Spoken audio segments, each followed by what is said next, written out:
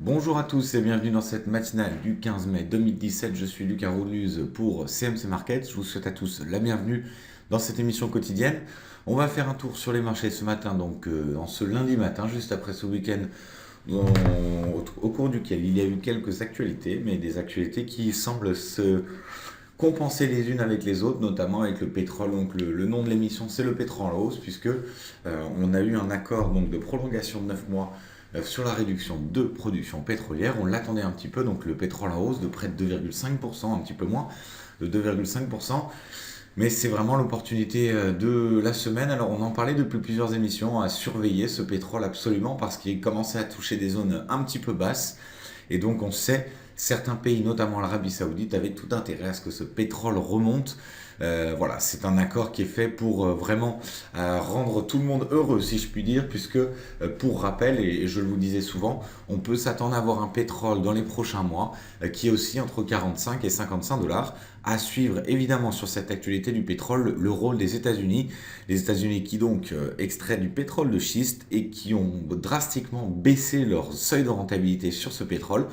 Un seuil de rentabilité qui est passé en 2013 de 70 dollars environ le baril à peu près 40-45 dollars le baril. Donc les USA qui peuvent faire pression sur ce marché en augmentant la production et donc en augmentant les stocks et qui pourrait donc contrebalancer un petit peu les plans de l'OPEP. En tout cas, pour l'instant, l'OPEP a repris la main avec les stocks de pétrole la semaine dernière, donc qui étaient en forte baisse, moins 5,25 millions, et puis cet accord qui vient d'être donné sur les marchés, donc la prolongation de 9 mois sur la réduction pétrolière. On verra bien sûr à suivre mercredi les stocks de pétrole, on pourra regarder ça sur la plateforme dans quelques minutes, mais pour vous donner une idée, voilà, on était donc à moins 5,25 millions, on attend les estimations pour les stocks de pétrole qui sont attendus mercredi à 16h30. En attendant, on a eu d'autres actualités, notamment la cyberattaque dont vous avez sûrement tous entendu parler, mais qui ne semble pas inquiéter les marchés plus que ça. Je m'attendais personnellement à avoir peut-être un petit peu plus de réaction des marchés, et finalement le marché qui ne réagit peu à cette news, c'est peut-être ça contrebalance peut-être un petit peu l'actualité pétrolière. En tout cas, le marché qui semble tenir. Pour l'instant, le CAC 40 qui est en très légère phase descendante, moins 0,11%, 5406 points. Mais des marchés qui tiennent toujours. Le DAX qui a battu des nouveaux records. Le FTSE en Angleterre, donc qui bat aussi de nouveau, en tout cas qui est en très très belle hausse, qui a connu de très belles hausses, puisqu'on a eu plusieurs séances consécutives de hausse. Et puis on est surtout allé gagner des points grâce à ces valeurs pétrolières qui bénéficient de l'augmentation du prix du pétrole.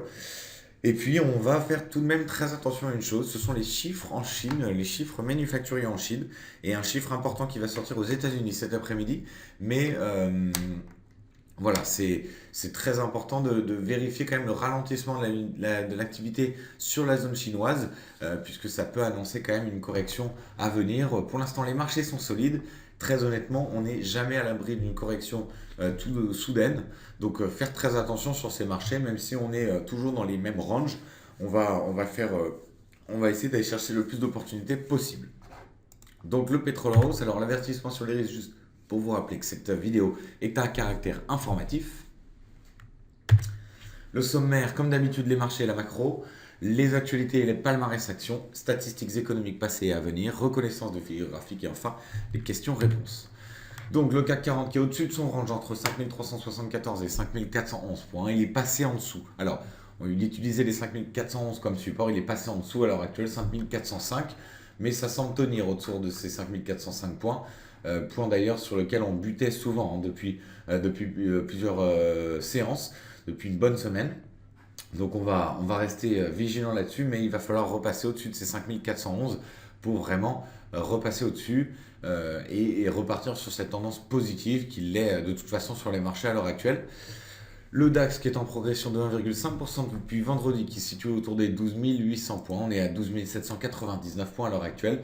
Résistance 12 785, résistance passée, qui va devenir donc notre point de support sur lequel on va vérifier 20 points en dessous, 10 points en dessous, pardon, du niveau actuel. Donc c'est le point qu'on va vérifier. En tout cas, on est allé chercher de nouveau plus haut cette nuit, enfin ce matin très tôt. On est allé chercher de nouveau plus haut, donc on va rester très vigilant. 12 877, c'est le niveau le plus haut atteint, et ça c'était pas cette nuit, c'était bien avant puisque c'était le 5 mai qu'on avait atteint les 12 876 points. Voilà, on a atteint cette nuit, ce matin, les 12 840 points. Donc on va essayer d'aller chercher à nouveau, voilà. 12 785, je vous disais, niveau point support, et c'est en train d'être touché, même cassé, 12 782, 81, voilà, on descend bien maintenant, 12 777, le marché qui est en train de consolider du côté allemand. Donc à surveiller, on fera un tour des marchés tout à l'heure sur le graphique, bien sûr. En tout cas, le DAX qui est en train de fortement consolider là d'un coup. On est passé à 12 770 points. Quand je vous parlais, on était à 12 795 points. Donc 20 points de baisse en quelques secondes. En tout cas, on n'est pas à l'abri d'une correction, attention, hein, que ce soit sur les indices européens ou sur les indices américains, puisque pour l'instant ça tient, mais les valeurs données macroéconomiques seront très surveillées. Puis pour rappeler toujours que les valorisations des entreprises sont quand même extrêmement hautes. Le dollar index, lui, qui passe en dessous des 99 points. Il est à l'heure actuelle à 98, 93, 96. Donc à surveiller évidemment, le dollar qui perd un peu de terrain, et notamment face à l'euro et puis face au pound hein, qui se reprend un petit peu face au dollar. L'or qui continue sa progression et qui passe au-dessus, qui se situe autour des 1231 dollars. Voilà, donc l'or qui est toujours un petit peu plus recherché. On a une belle progression aussi de l'argent et un peu du cuivre. On verra le cuivre en fin de slide puisque je vous ai sélectionné une figure graphique puisque je sais que l'un d'entre vous qui suit cette émission aime bien que l'on parle du cuivre. Donc je vous ai sélectionné aujourd'hui une figure graphique sur le cuivre. Le pétrole, donc, qui conserve sa dynamique haussière et qui vient chercher les 49 dollars. On est à 48,89 à l'heure actuelle. Hein, c'est une belle progression, 2,46%. Donc à surveiller bien sûr le pétrole. Moi personnellement c'est le produit dont je vous parlais depuis plusieurs sessions. Pourquoi? Parce qu'il y a des news sur le pétrole et on a besoin de news pour trader. Le reste on a très peu de news je trouve. C'est-à-dire qu'on va avoir les résultats des entreprises, on sait qu'ils sont bons, 20% de bénéfices en plus en moyenne sur les entreprises. On a de la macro, mais finalement, on attend les vraiment premiers chiffres. Alors, vous allez voir, il y a un chiffre intéressant qui souvent est sous-estimé, enfin, dont on ne parle pas forcément dans les émissions ou sur les différents papiers journalistiques. Et puis, finalement, c'est un chiffre important puisque c'est le premier sur l'activité manufacturière qui va sortir cet après-midi. Mais voilà, la géopolitique, qu'est-ce qu'on a? On a un tir de missile en Corée du Nord, donc on va surveiller ça, bien évidemment. On a, comme me le rappelle un de nos clients à l'heure actuelle, les news sur Trump, parce que tellement imprévisible qu'on peut avoir tout d'un coup une sorte de cataclysme sur les marchés avec des réactions inattendues. Donc on va faire très attention parce que pour l'instant, ce marché, de mon point de vue, il tient, il est bon, mais il progresse gentiment. Un petit peu comme s'il attendait la news difficile qui tombe et qui fait corriger les marchés. Notamment parce que, à titre personnel, je trouve qu'une correction serait quand même assez saine parce qu'elle permettrait de revenir sur des niveaux qui nous semblent plus réalistes. Peut-être que les niveaux actuels, parce qu'on bat des plus hauts, on bat des plus hauts, les chiffres sont bons, les données macro sont bonnes, c'est sûr, mais on attend quand même une confirmation de ces chiffres. Hein. L'important, même sur les données macroéconomiques, c'est qu'on ait quand même une confirmation de chiffres sur la longueur, si je puis dire. Donc c'est vraiment ça et qui va être très important. Alors, une dernière remarque, puisque j'aime bien prendre vos questions en vol et faire profiter à tout le monde. Donc c'est un de nos clients à l'heure actuelle qui nous dit que cette attaque n'est rien, c'est une mousse médiatique. On parlera vraiment d'une cyberattaque le jour où l'électricité et la carte bleue seront coupées. Je suis d'accord avec vous. Maintenant, faire attention quand même que ces cyberattaques peuvent être des sortes de tests de la part des organisations qui les propagent. Voilà, on est quand même sur la paralysie de certaines entreprises, donc on va faire attention. On parlera de vrais cataclysmes comment dire, une cyberattaque cataclysmique le jour où tout sera paralysé, mais ce jour-là, on ne pourra plus en parler. Donc voilà, c'est quand même, ça montre un petit peu qu'il y a des tentatives de déstabilisation, donc je pense que voilà, c'est à préciser tout de même. Donc dans les produits pour finir, l'euro-dollar qui teste sa résistance à 1,0950, qu'on va bien surveiller cette résistance 1,0950. Donc on est toujours sur les mêmes niveaux, on regarde les mêmes niveaux, mais on attend qu'il soit cassé et on attend qu'il nous montre une vraie direction. En tout cas, le marché qui permet de tranquillement monter, même si donc on a à l'exemple des bourses asiatiques, le Nikkei, vous voyez, qui ne fait pratiquement plus rien depuis plusieurs séances. Donc on va faire très attention et puis on va rester vigilant, bien sûr, sur tous ces chiffres économiques. En tout cas, voilà, pour vous recentrer un petit peu le débat sur les produits qui étaient intéressants à l'heure actuelle, je pense qu'on peut se focaliser sur le pétrole. Donc la news est sortie, voilà, on est en plein dedans. Je pense qu'il y a l'or sur lequel on peut se focaliser parce qu'il avait perdu pas mal de terrain. Donc ça va être intéressant de voir. Et puis les paires de monnaie, évidemment, notamment l'euro-dollar, notamment l'euro-pound et le pound-dollar, puisque ce sont des paires de devises sur lesquelles il y a pas mal de news et c'est ça dont on a besoin. Alors, juste pour finir, voilà, on me dit que en tout cas, clairement chez nous, chez MC, il y a l'IT qui veille, il n'y a pas de souci, et que la matinale est là, donc la cyberattaque nous a pas touché, je vous le confirme. On n'a pas été touché, peut-être pas nous qui ciblent en premier, mais en tout cas, aucun souci, et les données sont en sécurité chez nous, il n'y a absolument aucun problème là-dessus. Donc dans les actualités macroéconomiques, trois points très importants. Alors, cyberattaque majeure dans le monde qui a touché plus de 200 000 ordinateurs dans plus de 150 pays, on l'a vu, sujet vu. La hausse du pétrole après le communiqué commun de l'Arabie Saoudite et de la Russie sur une prolongation jusqu'en mars 2007 de l'accord d'encadrement de la production qui arrive à échéance fin juin. Donc ça va être très intéressant de voir, notamment sur la prochaine réunion de l'OPEP. Voilà. Et enfin, la nette victoire électorale hier du parti d'Angela Merkel dans le land du Rhénanie du Nord-Westphalie, le land le plus peuplé d'Allemagne. Et c'est pourtant un fief historique du Parti social-démocrate. Donc, intéressant de voir les actualités politiques également à suivre, hein, toujours avec le Royaume-Uni qui arrive. Il y aura l'Italie, bien évidemment. Mais les sujets sont toujours les mêmes. Le pétrole, l'inflation, les banques centrales. Voilà, on va voir un petit peu quelles sont les actions des banques centrales à venir. Dans les actualités palmarès actions, donc Renault qui a été touché par la cyberattaque, la quasi-totalité des usines devraient reprendre leurs activités lundi, mais celle de Douai notamment restera à l'arrêt pour des raisons préventives. Pernod Ricard, dans une présentation sur ses activités asiatiques mise en ligne lundi, confirme la stabilisation récente de ses activités en Chine, mais aussi un ralentissement temporaire en Inde en raison de conditions de marché difficiles, donc à surveiller bien sûr l'Inde et la Chine. Et puis Safran, Boeing a annoncé vendredi avoir repris les vols d'essai de son 737 MAX, 2 jours après avoir cloué au sol l'ensemble de sa flotte de ce type d'appareil pour un problème de moteur fabriqué par CFM, co-entreprise entre l'américain General Electric et l'équipementier français Safran. Les meilleures et moins bonnes performances du CAC 40, on va voir les valeurs énergétiques, évidemment Engie, Total, ArcelorMittal.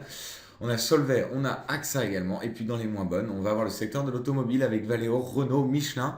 Et puis Vinci toujours un petit peu à la peine. Et enfin Pernod Ricard, hein, donc on l'a vu, la news qui fait qu'elle est un petit peu handicapée à l'heure actuelle. Voilà, c'est un avertissement peut-être pour préparer les marchés et donc rester dans le réalisme plutôt du marché.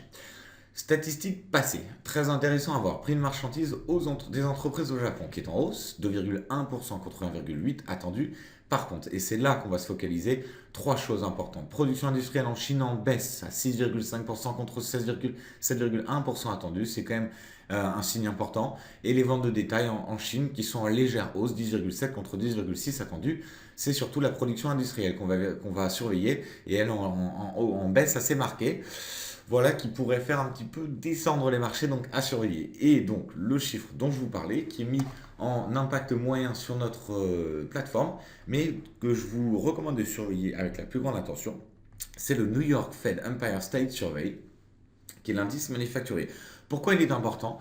Tout simplement parce que c'est le premier indicateur d'activité manufacturière du mois de mai qui sort et qui nous donne un petit peu la tendance de ce qui pourrait arriver sur le mois. Donc surveillez bien ce chiffre.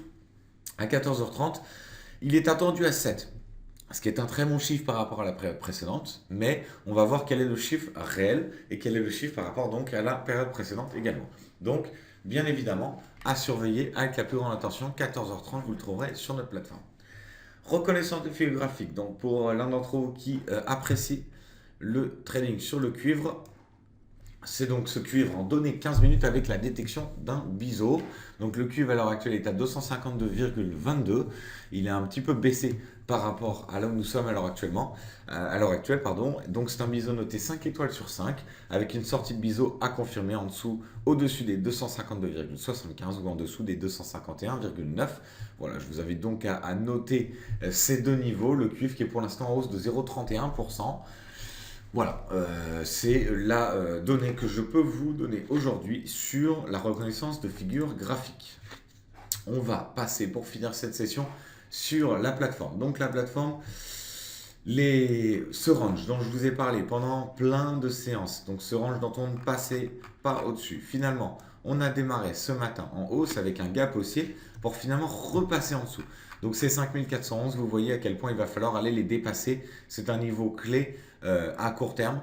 Voilà, c'est très important de définir ce niveau parce que c'est à partir de ce niveau-là qu'on pourra penser, envisager une hausse un peu plus marquée, même si pour l'instant la tendance est toujours haussière. Mais attention, personnellement, ce marché me donne un petit peu l'impression d'une hausse timide chaque jour. Bon, hausse tout de même, mais hausse timide chaque jour qui attend un petit peu la mauvaise news pour corriger. Donc on va faire attention et ce range toujours que je vous donne, 5374, 5411, on va vérifier les données économiques évidemment, mais on va devoir vérifier notamment avec donc ce biseau qui a été détecté, que je vous mets donc sur ce graphique que vous voyez donc en 10 minutes avec ce biseau, et je ne sais pas si vous pouvez bien le voir, mais lorsque je mets ma souris dessus, il m'indique la zone qui pourrait être atteinte. Et donc vous voyez qu'on pourrait s'attendre, d'après ce biseau, à donc une consolidation du marché pour aller dans les zones plus vers les 5390, 5380.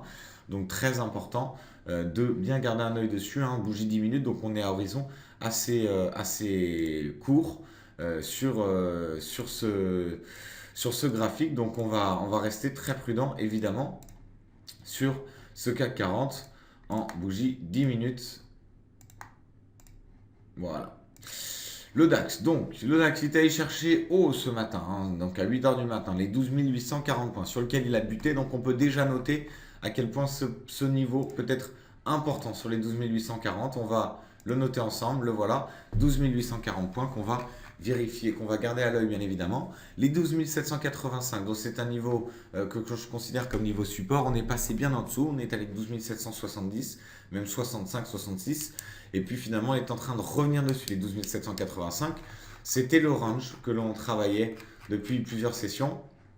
Mais là aussi, à vérifier. On va évidemment vérifier si on peut détecter donc des biseaux. Alors, on va se mettre plutôt sur un graphique en 10 minutes. Et vous voyez, là aussi, un biseau détecté, mais un biseau haussier, un bullish.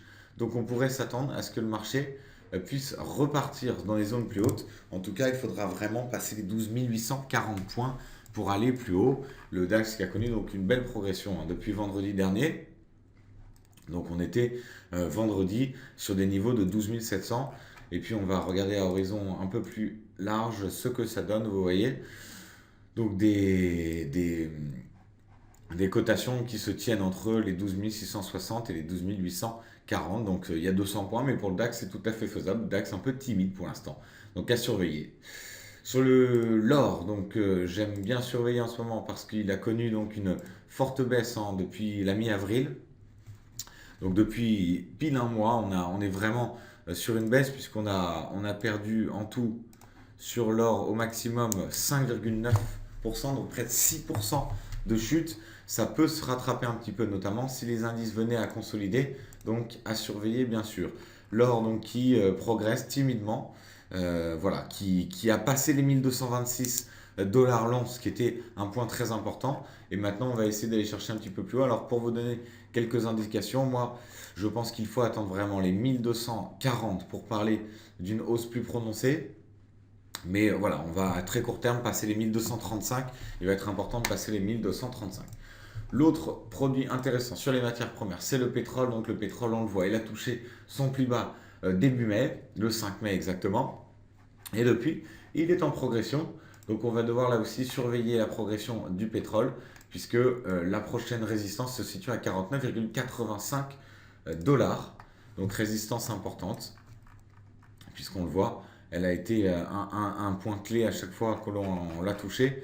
Et puis on peut même étendre cette analyse de beaucoup plus large, hein. Vous voyez, lorsqu'on était revenu après être descendu très très bas à partir des 25 dollars jusqu'aux 49-50 dollars, c'était un point sur lequel on avait un petit peu buté, hein. Les 50 et 51 dollars sont très très importants évidemment, mais donc c'est 49,85 dollars, cette ligne rose qu'il va falloir surveiller. Donc on a une belle progression pour l'instant du pétrole. Attention donc aux prises de bénéfices sur le pétrole, mais en tout cas, les réductions de stock de pétrole et cet accord sur le pétrole nous laissent penser qu'on pourrait tout à fait avoir un pétrole qui continue à progresser. Pour rappel, j'ai écrit un papier sur le pétrole que vous pourrez trouver sur le site web qui s'appelle tout simplement Le Pétrole et qui donc rappelle à quel point le range entre 45 et 55 dollars pourrait être vraiment recherché dans les prochains mois.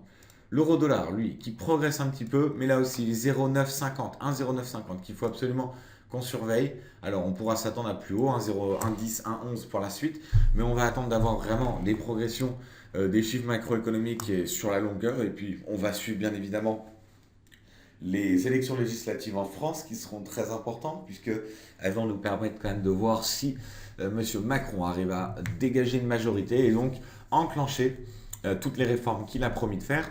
On va suivre cette actualité politique bien sûr avec la plus grande attention, mais pour l'instant c'est vraiment donc l'euro-dollar, c'est le dollar en baisse qui fait progresser cet euro-dollar.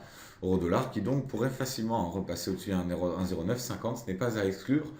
Sinon, on le voit, donc les paires de monnaie qui sont en progression face au yen, de belles progressions là encore. Donc pour ceux qui traitent les monnaies, toujours ces paires de monnaie ces devises face au yen qui sont très intéressantes, avec l'euro-yen en hausse de plus de 0,5%, le pound-yen 0,76%, et puis le dollar-yen 0,42%. Donc des niveaux intéressants à aller chercher, des progressions qui peuvent dégager de belles rentabilités.